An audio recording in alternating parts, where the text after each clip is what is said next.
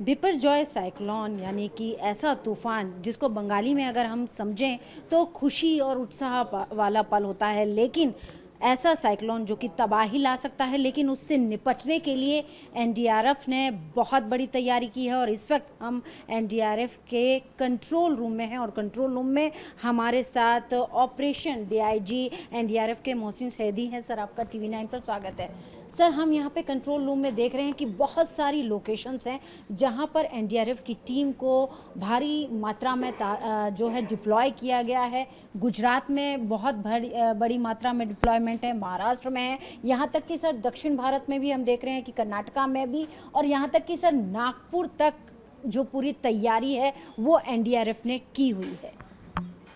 जी, ये साइक्लोन के मद्देनज़र एनडीआरएफ की 18 टीमों की तैनाती की गई है गुजरात स्टेट में। इसके अलावा एक टीम ड्यू यूटी में है। एसडीआरएफ की 13 टीम तैनात हैं। जो फोकस एरिया हमारा है वो कच्छ और सौराष्ट्र रीजन है, जिसमें मैक्सिमम इवैक्यूएशन किया गया है अभी तक, और पोस्ट लैंडफॉल भी इसी क्षेत्र में सबसे ज़्यादा फ्लडिंग की संभावना है।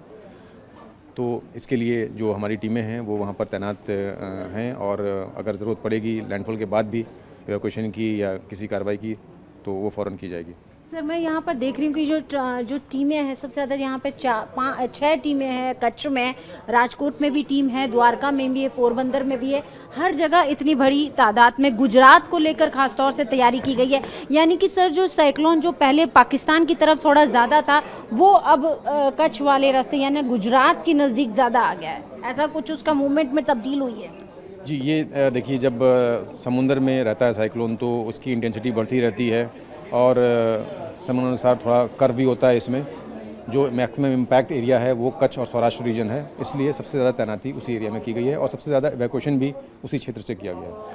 सर, जैसे हम देख रहे हैं ये जो पूरा ऑपरेशन है, गवर्नमेंट जो है केंद्र सरकार, जिसमें प्रधानमंत्री मोदी, अमित शाह खुद इसकी निगरानी कर रहे हैं। लेकिन सर, अगर हम फोर्सेस की बात करें तो जो पैरामिलिट्री फोर्सेस हैं वो, और साथ ही साथ जो डिफेंस फोर्सेस हैं जैसे आर्मी हो गई, नेवी हो गई, कोस्ट गार्ड हो गई, ये तमाम लोगों के साथ मिलकर सर आप लोग जॉइंट ऑपरेशन कर रहे हैं। 44,000 से ज़्यादा सर लोगों को आप लोगों ने इवैक्यूएट कर दिया है। आगे किस तरह की प्लानिंग है सर? देखिए, हमारा बहुत ही वेल एस्टेब्लिश्ड इंस्टीट्यूशनल सिस्टम है, और इसमें जब भी ऐसे कोई साइक्लोन आता है सेंट्रल लेवल पर एनईसी की मीटिंग होती है जिसमें होम सेक्रेटरी खुद चेयर करते हैं, एनसीएनसी की मीटिंग होती है जिसमें कैबिनेट सेक्रेटरी चेयर करते हैं, और ज़रूरत पड़ती है तो होम मिनिस्टर, प्राइम मिनिस्टर भी वहाँ पर रहते हैं। तो इससे एक फोकस होता है, इम्पैक्ट पड़ता है, और समय रहते सभी स्टेक होल्डर्स हैं जिनको कार्रवाई करनी है वो कार्रवाई करते हैं, कोऑर्डिनेशन करते हैं, और इंश्योर करते हैं कि मिनिमम डैमेज हो, सभी फोर्सेस, सभी रिसोर्सेज को मौके पर रखा जाए और उसका यूटिलाइजेशन किया जाए प्रॉपर। सर, जैसे आपने डैमेज की बात करी, हम पुराने अगर हम साइक्लोन की बात करें, 1998 में भी एक बड़ा साइक्लोन आया था, 2021 में भी एक बड़ा साइक्लोन आया था। तो तमाम ये जो पीछे साइक्लोन्स आए और उनसे जो नुकसान हुआ उससे भी लेसन लेते हुए या उन चीज़ों को समझते हुए भी जो अब तैयारी की गई है उसी हिसाब से की गई है, क्योंकि उस समय कुछ कैजुअल्टीज़ भी, बहुत सारी कैजुअल्टीज़ भी हुई थी। जी बिल्कुल, हर साइक्लोन अपने आप में अलग है, और जो साइक्लोन्स हमने देखे हैं जिसमें हमने ऑपरेशन किए हैं तो उससे हमें एक सीख मिलती है और हम इंश्योर करते हैं कि जो कमी थी उसको हम जो है इंश्योर करें कि वो दोबारा रिपीट ना हो।